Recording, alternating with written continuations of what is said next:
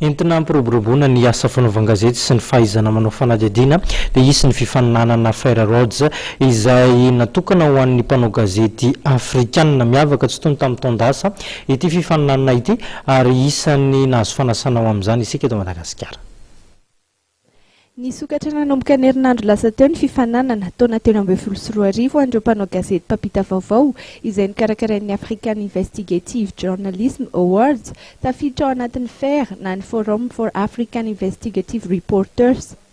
Lela vola mitetina $10 na valo hetsy sy iray tapitrisa ariary ny loka voalohany ho an'izay tsara indrindra tamin'ny fanadihadiana natao. Efa nisy ny fifaninanana ny taona 2024 saingy somary novaina ny tamin'ity taona ity tamin'ny alalan'ny fampitomboana ireo lohahevitra samihafa izay hanatanterana ny fifaninanana.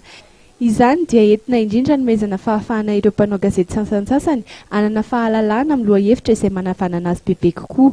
Ny FAIR Awards dia misokatra ho an'ireo mpanao gazety afrikana rehetra, na ireo mpanoratra gazety, na ireo mpampita vaovao amin'ny alalan'ny tranokala, na ny mpanao gazety amin'ny radio na ny fahita lavitra.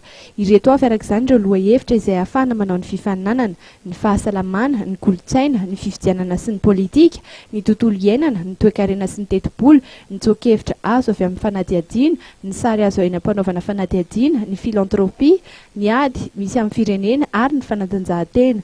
Atolotra izay nahazo ny mendrika indrindra ny lelavola rehefa vita ny fitsarahandreo mpitsara mahaleo tena momba ity fifaninanana ity.